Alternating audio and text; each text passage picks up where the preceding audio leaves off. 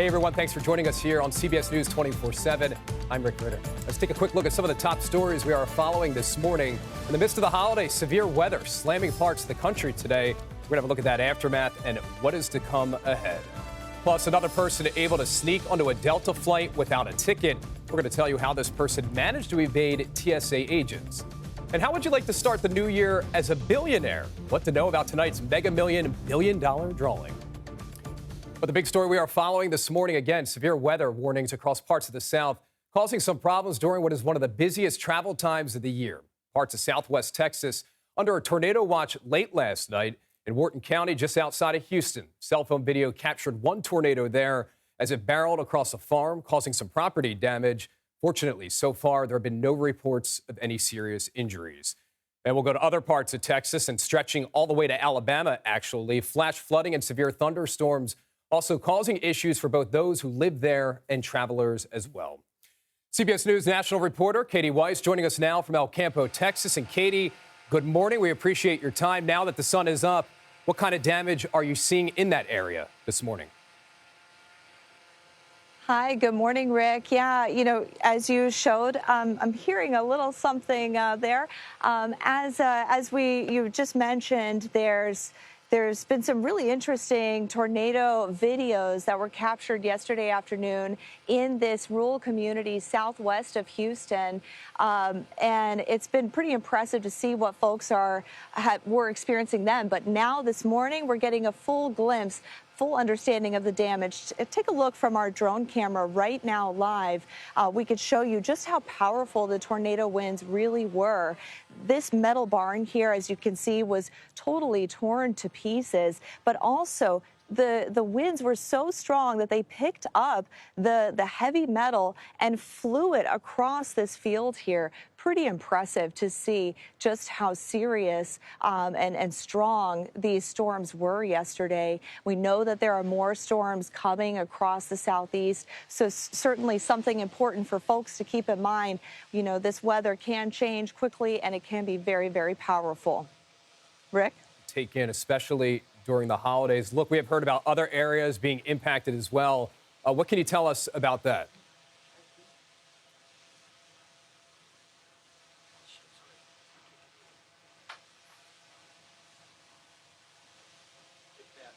All right, that's Katie Weiss reporting from Texas. Katie, we'll check back in a little later. Thank you. Let's turn to CBS News Philadelphia meteorologist Grant Gilmore now, who is following the latest for us. Grant, good morning. What are you watching? Good morning, Rick. Look, we tracked at least 5 confirmed tornadoes across portions of eastern Texas yesterday into Louisiana. These are the reports of those tornadoes. At least 8 reports, but 5 confirmed so far. There's the storm system as it's moving east. This will actually regenerate some more showers and thunderstorms as we go throughout the day today. Not nearly the threat, though, for the tornadoes, much less the severe weather that we saw yesterday, though. There in parts of southern Alabama and Mississippi, we could see some stronger storms as we head through this afternoon. Now, look, that complex of storms will move east as we go through the rest of the day today. But another storm system begins to regenerate and recharge the atmosphere as we go into the day tomorrow.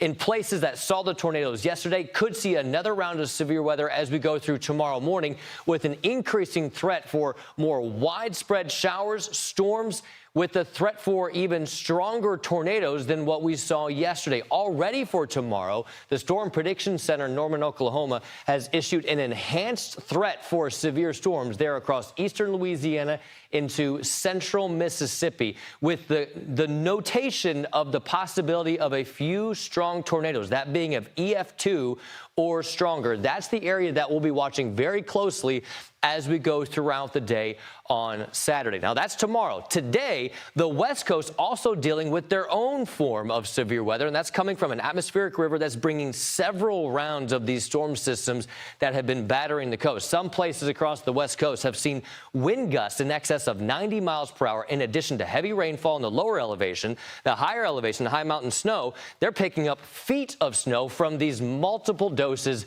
of these storm systems that will continue to batter the West Coast as we head through the weekend, even into early next week. It's a very active weather pattern across the entire country. Most of the central and eastern U.S. will get into rain today, tomorrow, into Sunday, with more rounds of storms on the way coming in from the West Coast as we head into early next week. Rick, back to you.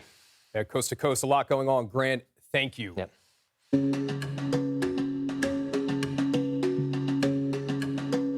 As Grant said, that wave of storms hitting during what is one of the biggest travel weekends of the year. So many people coming and going. Now, the good news is the busiest travel days are behind us, but still, millions expected to travel all the way through New Year's Day. Those storms and tornadoes in Texas have delayed and canceled flights at Dallas-Fort Worth International there. And in the Pacific Northwest, high winds and snow have made roads impassable, what has certainly been a nightmare for drivers. Let's bring in CBS News correspondent Skylar Henry now, live from one of the world's busiest airports, especially this time of the year, Atlanta International Airport. Skylar, you're getting a firsthand look being in Atlanta. So how is that extreme weather impacting flights all across the region? Hey, Rick, always good to see you. As that weather is making its way across the southeast, we're starting to see some of the ripple effects, if you will, as it relates to delays and cancellations. I looked around at the big board, and you could start to see little bits of red start to pop up, signifying that there are some delays occurring out of this airport. But it is relatively busy here. Officials say that they anticipate more than 340,000 people to make their way to and through Hartsfield. That is a peak this holiday season. They regularly get somewhere around 285 to 286,000 people per day. But they said all throughout this stretch that they anticipated that today would by far be the busiest day this holiday season. They're encouraging people to get here 2.5 hours before their domestic flights, 3 hours if you have an international flight, because they say that the lines will be long at certain parts of the airport, especially as it relates to checking bags, looking over to where the TSA checkpoints are, the clear checkpoints, you know, where you typically think you have those shortcuts. Those lines are incredibly long as of now, but folks are still making their way through the TSA checkpoints relatively quickly, thinking about everything else going on as it relates to some of the delays and cancellations that might be out there. After speaking with AAA, they're making sure that passengers know their rights, know what to do as it relates to what you should do if your flight is either delayed or canceled. Obviously, folks are eligible for refunds if they should want one, but they are encouraging people to pack that patience, to take their time and give themselves enough time so that they can make it to their respective destinations safely. That's good advice. You can see some of those lines forming behind you right now. All eyes, though, on the New Year. So what is the prime travel time for people to make it to their New Year's destinations, and especially on time? That's important. Mm-hmm. On time, right? You want to be there before that ball drops. I think from what you pointed out, the busier travel days, if you will, are certainly behind us. But they have also mentioned that, you know, it is still going to be very busy this stretch up until maybe January 3rd or even the 4th, really up until that Monday, which is January 6th. And so folks are saying that if you want to make it to your respective destination, try to do that either on the 30th or 31st. If you're going to hit the roads, they say that today is actually going to be one of the busiest days of the year. They anticipate an incredibly high traffic, the worst traffic, if you will, between 3 and 7 o'clock today at different states throughout the country, Florida, Texas, the Pacific Northwest, Wisconsin even, all saying that they recognize that the weather will play a significant part in how people are driving throughout the country as well. Corridors that would otherwise take a couple of hours to get to their respective destinations are taking upwards of 4 and 5 hours just because of the log jam, if you will, because of cars on the roadways. And so, again, I think the thing to do here, Rick, practice that patience, pack a few snacks, make sure you have a good playlist, because it certainly might be a long day. Going to need that playlist. Skylar, great coverage. Always appreciate your time, and happy holidays to you. Again, Skylar Henry in Atlanta. Skylar, thank you. All right, let's get to some stories making worldwide headlines now. There are more speculations that Russia may have been responsible for that deadly plane crash in Kazakhstan. Airline officials say new preliminary results of an investigation pointing to a physical and technical external interference. As CBS News foreign correspondent Chris Livesay reports, clues left behind on that plane debris may lead to more answers now. Well, new footage shows holes in an Azerbaijan Airlines fuselage, suggesting shrapnel and not a flock of birds brought down that passenger jet over Kazakhstan yesterday. Experts we spoke to said the most likely hypothesis is that it was struck by an air defense missile, almost certainly Russian. Azerbaijan Airlines Flight 8243 left Baku for Grozny, Russia. Due to dense fog, the passenger jet was diverted towards the Caspian Sea before eventually crashing in Kazakhstan, some 250 miles east. Along the way, its GPS was reportedly jammed, leading to significant deviations. Some survivors say they heard an explosion. Cell phone footage shows oxygen masks down and visible damage. It's an area known for clashes in Russia's war on Ukraine, as recently as the same morning as the crash, when Ukraine launched a drone attack, possibly triggering Russia's air defenses, according to experts we spoke to. The haunting clues recall Malaysia Airlines Flight 17, when Russian-backed forces shot down that passenger jet over eastern Ukraine in 2014, killing all 298 people on board. The Kremlin is warning not to jump to conclusions. Russia, Azerbaijan, and Kazakhstan have all opened investigations into what caused the crash about 2 miles shy of the runway. Now, investigators have recovered both black boxes from the crash sites, and experts from Brazil, where this plane was made, are on their way to Kazakhstan to help examine that data. They're expected to arrive on site tomorrow. Chris Livesay, CBS News, Bassano del Grappa, Italy. Chris, thank you. We had another stowaway snuck onto a Delta Airlines plane without a ticket. The latest incident on a Christmas Eve flight going from Seattle to Honolulu. That suspect was discovered while that plane was taxiing on the runway at the time, causing that plane to return to the gate where the person was arrested. Now, the TSA says they did go through the standard screening, but somehow managed to bypass the identity verification and boarding status stations. Officials in Gaza claim roughly 50 people have been killed at a hospital there in what is the northern part of the region after Israel reportedly ordered it to be evacuated. Meanwhile, Israel launched a new round of airstrikes against Houthi rebels near an airport in Yemen on Thursday. The World Health Organization said its director general was boarding a plane when that attack happened. CBS News senior foreign correspondent Holly Williams has the latest. Israeli airstrikes targeted Yemen's international airport, power stations and ports in a region controlled by the Houthis, a Yemeni militant group backed by Iran.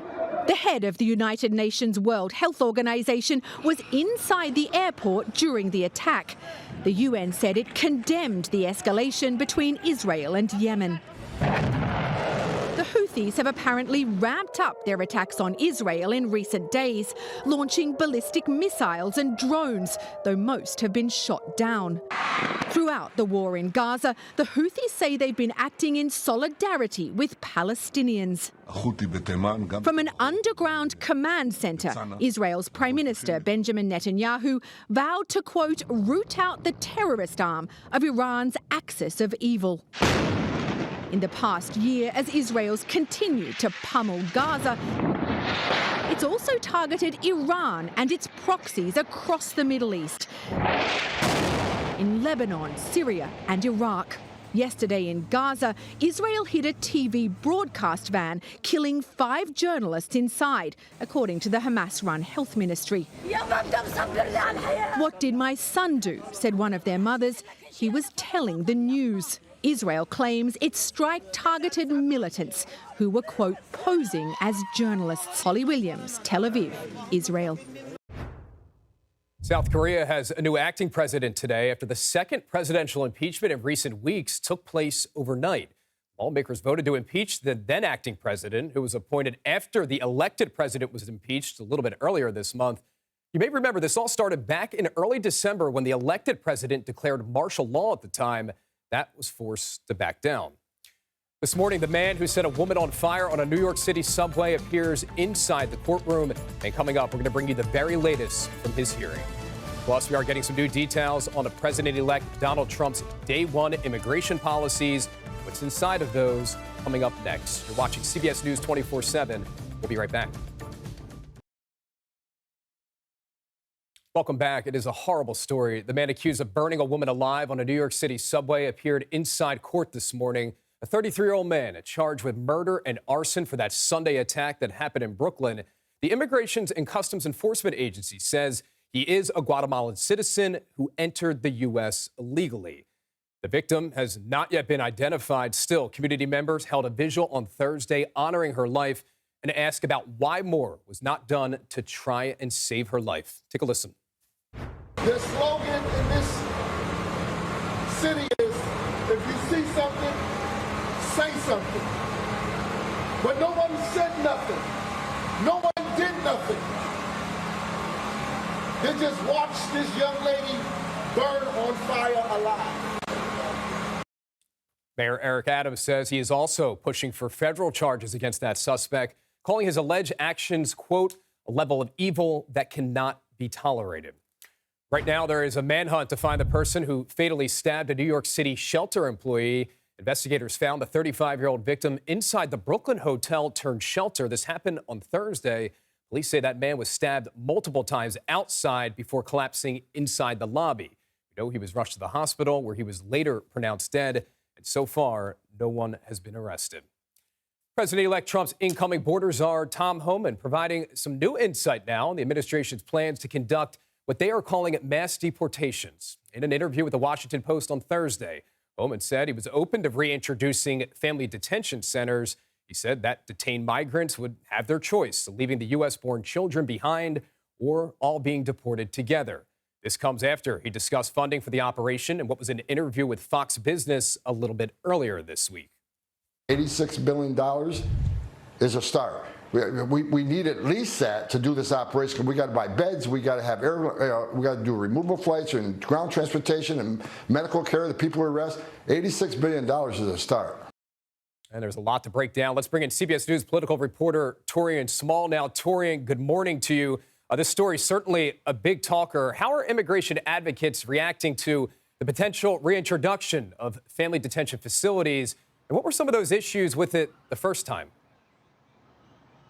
Well, Rick, Homan oversaw the zero tolerance policy under Trump that saw about 4,000 children separated from their parents at the border. Homan is responding to some of those critics during the first time who said that that's just inhumane treatment, saying these immigrants are the ones putting their family at risk when they sign up to cross over the U.S.-Mexico border illegally. We know that some immigration advocates like Unidos, the CEO there, wrote to Congress saying that these zero tolerance policies will not just wreak havoc on American families, Latino families, but also the U.S. economy. Janet Murga, who is the CEO of Unidos, wrote to the Senate Judiciary Committee saying that this could cost the U.S. economy around $1.6 trillion, her estimation, just in the loss of worker, the cost to implement these policies, and ultimately how it could devastate the family, the Latino family here in the United States. A big question with this is Homan expected to get the funding needed from Congress to make this all happen? Yeah, and Homan has thrown out a couple of figures that he estimates would cost to start this policy. The thing is, Congress has control of the American government's purse. If he cannot communicate the president's message effectively, agenda, and ultimately these legislative priorities, then it's going to be a tough time for Homan and the incoming president to get this across the finish line. While the Republican conference has control of both the House and the Senate, thereby very slim majorities, if it passes the House through a partisan line, they still face the Democratic filibuster in the Senate.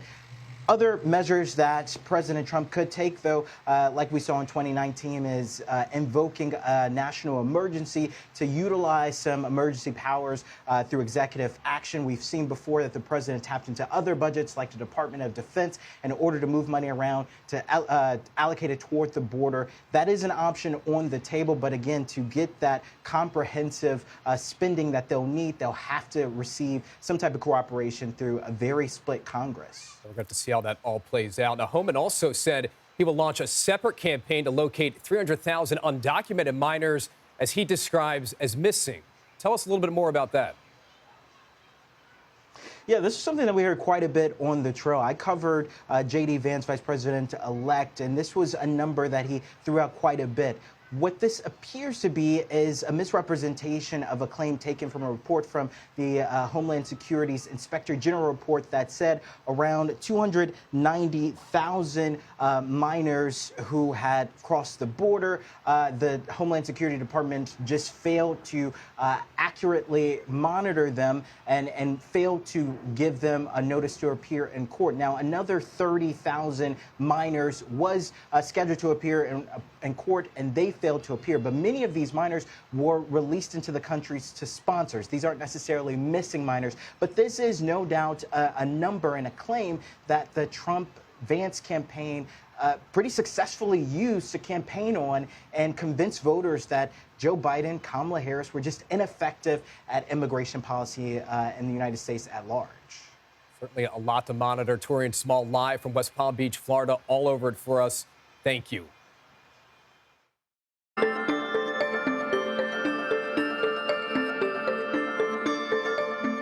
Well, this morning, CDC officials monitoring some different mutations of the bird flu now. They say samples from the first person in the U.S. to become severely ill from infected poultry in Louisiana shows us that virus mutated in a way that may help it bind to cells in the upper airways of humans.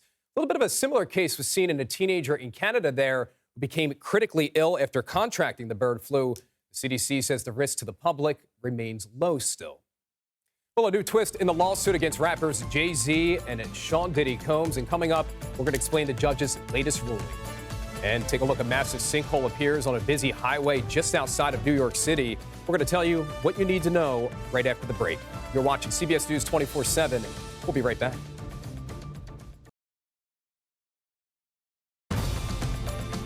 Hey, everyone. Welcome back. Thanks for joining us here on CBS News 24/7.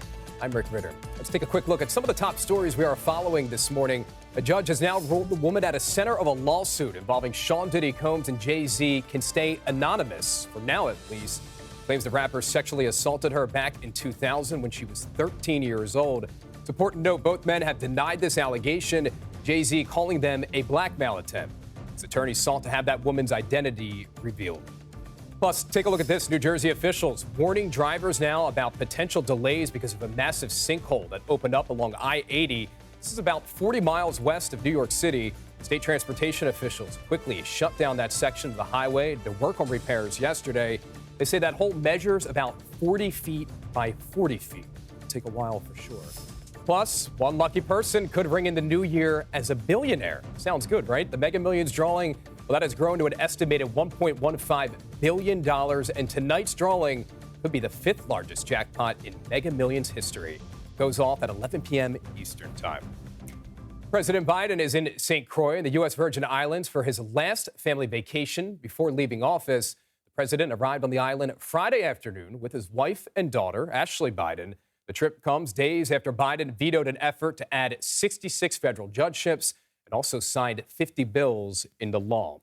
CBS News White House reporter Willie James Inman has been traveling with President Biden, and he joins us now. Willie, thank you for your time. Time is running out for President Biden to decide on any U.S. steel. Any indication on which way he's leaning with this? Hey there, Rick. Good to be with you. Well, the president has about 11 days to come up with a decision on the merger between U.S. Steel and Nippon Steel. Now, we know the president has come out against this deal earlier in the year. President-elect Trump has also been against this deal. It would call for a $15 billion merger of the two companies. Now, the president is set to make this decision after a committee of government agencies essentially passed on a report to him. But it was in that report that an official confirms that the government agencies really couldn't come to a consensus as to the concerns about a Japanese company purchasing a U.S. company. Those national security concerns were forefront in this argument about this potential deal. Now, the president, as I mentioned, has 11 days to do that. We haven't gotten any indication as to whether or not he'll make that decision while on vacation here in St. Croix, but we'll, of course, be standing by to bring that news to you if it indeed does happen, Rick. And Willie, while we have you here, how is the administration responding to the plane crash in Kazakhstan, and what is the latest on that investigation this morning?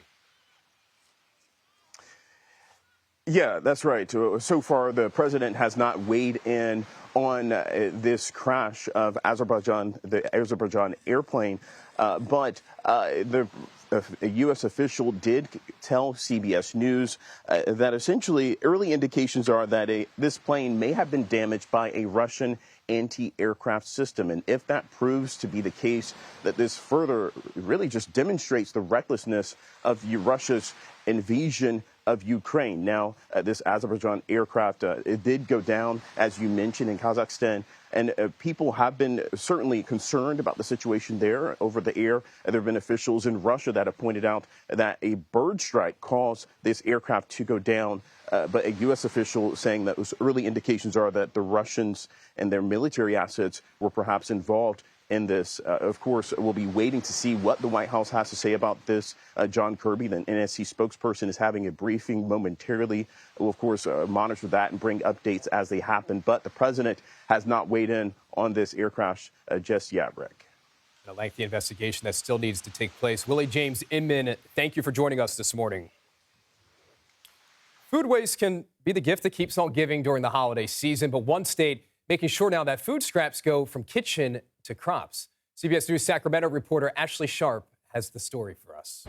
'Tis the season for lots of leftovers. During the holiday season, Americans on average throw away 316 million pounds of food. The EPA says waste increases 25% between Thanksgiving and New Year's Day. And California's recycling agency is reminding people that a new law now requires food scraps to be tossed in a green waste bin, not the trash can. This is an organic bin. Places like Davis have a team of trash trackers going around town and lifting up people's lids. A notice is issued to those caught disposing green waste in their garbage can. This is just a friendly reminder about how to sort waste correctly. The goal is to keep organic material like leftover fruit and vegetables out of garbage landfills where it decomposes and produces greenhouse gases. If it just sits there, it turns into methane and contributes to overall heating of our planet. And since the law took effect 2 years ago, 93% of California communities now collect residential organic waste. So what's now happening to the tons of food waste being collected? Once your scraps are picked up,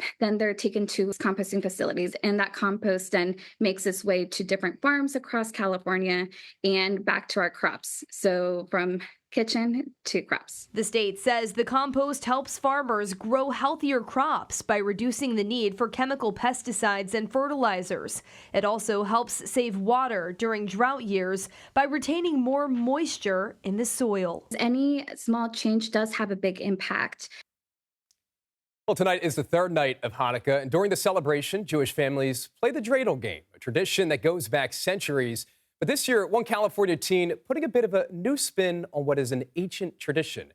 CBS News Los Angeles reporter Rena Nakano has more. 3, 2, 1. 13-year-old Oz Gaslin enjoys playing the drums, but there's something he loves even more. I've always been into like games and creative stuff. Not video games, we're talking the traditional kind. At age 4, he began creating mazes. By kindergarten, he was inventing card games. And for his 5th grade family history project, he presented a board game chronicling his great-grandfather's escape from Nazi-occupied Poland to freedom. It is very difficult to win because we want to show that it was very hard for Jews in Poland at that time. That Hanukkah, he and his family were playing the traditional dreidel game. Hey! Where players take turns spinning a 4-sided top to try to win chocolate coins. If it lands on Nun, you do nothing. Gimel, you take everything. Hey, you take half the pot. And Shin, you put one back in the pot. The rules weren't very complex. It was just like, it's all luck. I guess I just thought I wanted to make it better. So he began prototyping with the Sharpie and blank cards. His goal was to try and add a challenge and strategy component. Take 3 coins from someone else. After a year of testing the game, his dad took him back to the same print shop where he made his 5th grade project to turn his new concept into a real game. All 200 boxes sold out immediately at local Hanukkah boutiques. And we took all the profits. It was over $1,000 last year, and we donated them to our big kitchen, which gives food to people in need.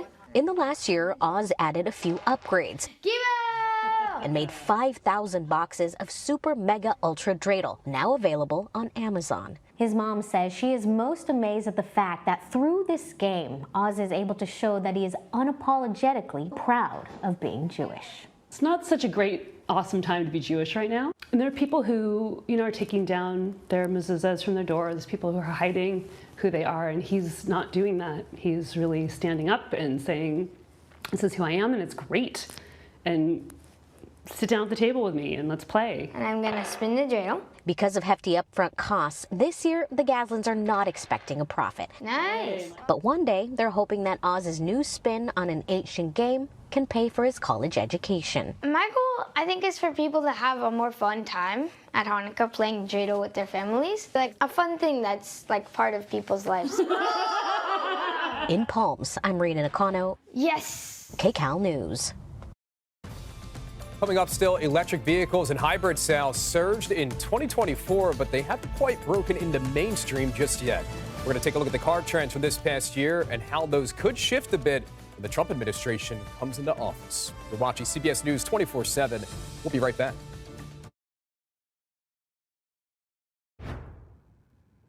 Welcome back. After 3 months of quiet, Hawaii's Kilauea volcano erupted on Christmas Eve, spewing lava up to 300 feet in the air.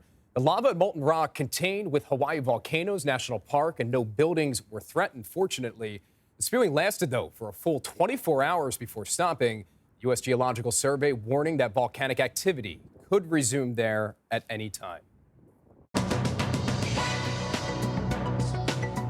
As we take a look back at trends that defined the year, one sector that saw some big shifts was the car industry. There was an increased appetite for hybrid and electric vehicles, which made up more than 21% of vehicle sales by the end of last quarter. But take a look, they still lagged far behind gas-powered options. Now, trucks continued their long-running domination at top of the most popular vehicles list. Ford's F-150 model, no surprise, holding on to the #1 spot there. And for more on trends now, I want to bring in Kevin Roberts, the Director of Economic and Market Intelligence at Car Gurus. Kevin, we always appreciate your time. Why is it, though, that these top spots with the most popular vehicle lists tend to be dominated by trucks? American consumers just love their trucks. The Ford F-150 has been the top-selling vehicle in the U.S. for over 42 years now. And if you look at the other top-selling vehicles, you'll see a lot of other popular pickup trucks like the Silverado 1500 or the Ram 1500. So American consumers, even with those increase in hybrid and EV sales that we're seeing this year, still really prefer their pickup trucks when it comes down to sales volumes. So much anticipation with the Cybertruck, and it's been about a year now since they hit the roads. But the question is, did that shake up the space the way that people expected? It hasn't had a huge impact, I would say, at this point. The Cybertruck is more of a lifestyle pickup from my kind of estimation. I don't think it's a direct challenger to the F-150 sales crown at this point. We are seeing more and more of them out on the road. I know in Detroit, I continue to see them out and about quite a bit. But when it comes to the used vehicle market, where we can see a little bit more data from our side at Car Gurus, we can see that the number of days those used Cybertrucks have been sitting on a lot has been increasing, and the average price has been coming down. So consumer interest is still there, but it has come down a little bit from that kind of peak anticipation when they first hit the market in spring. And that big obstacle for EVs entering the mainstream continues to be price. It's all about money. And while we've seen more options at varying price points now. Yeah, if there was one key trend for automotive in 2024, it was vehicle affordability. After years of kind of revenge spending, consumers were really focused on more affordable vehicles this year. And that's really been powering how hybrids and EVs are seeing their sales growth. Hybrids are up over 35% year to date so far, and that comes down to the average price around $44,000. Meanwhile, battery electric vehicles up 8%, so still positive, but the average price around $62,000. That price premium is really kind of putting consumers off in this marketplace, and that'll be a little bit more kind of uncertainty in going forward in 2025. Okay, we just had a chance to see those numbers there, but let's look ahead to 2025 as the Trump administration begins to implement its policies now. What trends do you anticipate that we're going to see? Yeah, so the two that we're keeping the closest eye on is what's going to happen with tax credits. We were just talking about EVs. EV tax credits are potentially on the chopping block, and that could further slow down EV adoption. And the other wild card we're seeing out there is with tariffs. Tariffs could further increase vehicle prices, depending on what countries they're allocated on. And vehicle price increases in this market where consumers are so focused on price could really dent consumer demand for new vehicles in 2025. All right, Kevin Roberts with some great insight there. Kevin, thank you.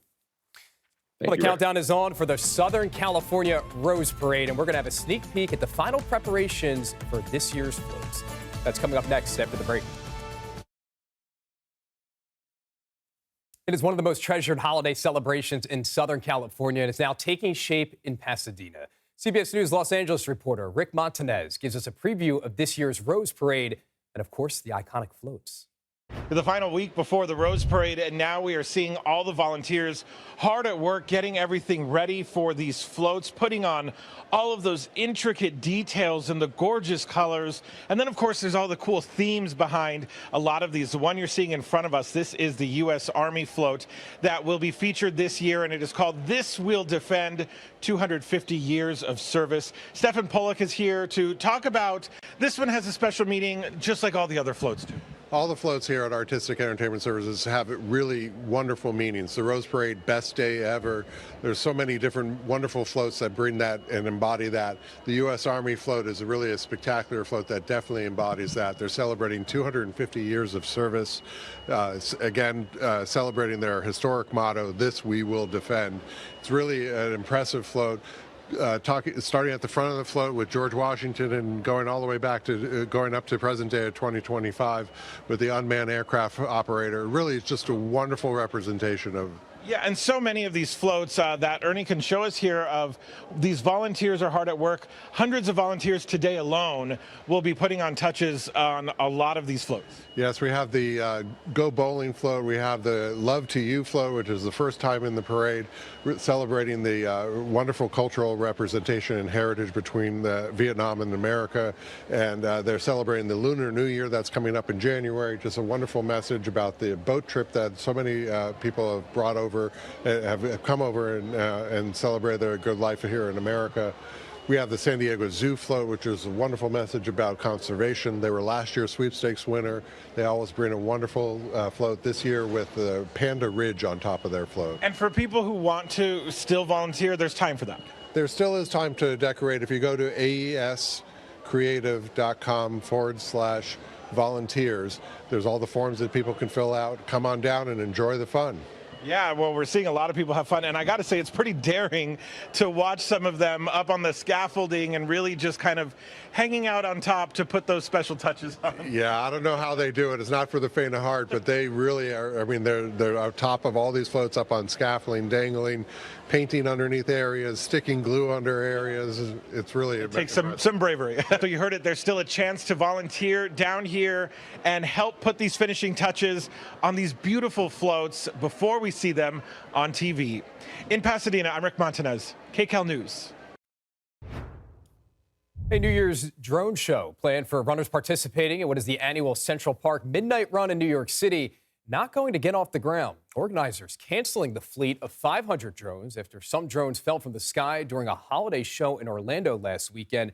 Remember this story, a 7-year-old boy was hit by one of those drones and needed heart surgery, according to his parents.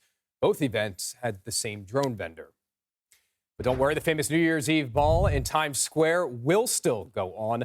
The 11,000-pound crystal adorned ball installed on Friday morning, a little bit earlier this month. Dozens of people got a once-in-a-lifetime experience helping to replace some 700 of the crystal's triangles that make up that ball. And be sure to join us on New Year's Eve for our countdown to 2025. As we look ahead to the new year, we're going to take a look back at some of the biggest stories of 2024, from national and political news to the entertainment headlines and everything in between. We'll also take you live to Times Square for the iconic ball drop as that countdown to 2025 begins at 11 p.m. Eastern Time. That is right here on CBS News 24/7. Let's bring back in CBS News Philadelphia meteorologist Grant Gilmore now with a look at the national forecast. Hey, Grant.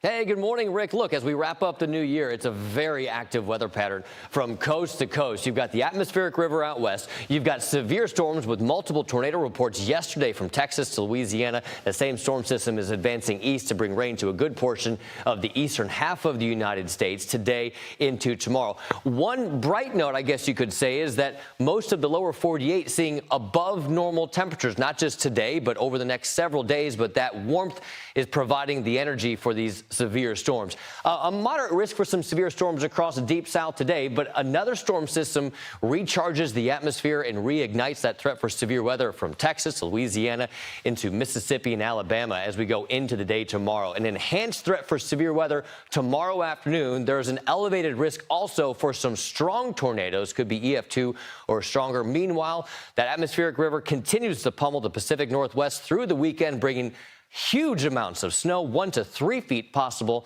in some of the highest elevations. Rick, back to you. All right, Grant Gilmore from Philadelphia. Grant, thank you. And coming up throughout the afternoon on CBS News 24/7, we're going to keep a close eye on those severe storms and, of course, the impact on your travel plans. As we end the show, though, we'd like to highlight the men and women of the CBS family. They all play a huge part in making this news organization what it is. And a big thanks to them and, of course, all of you at home for watching.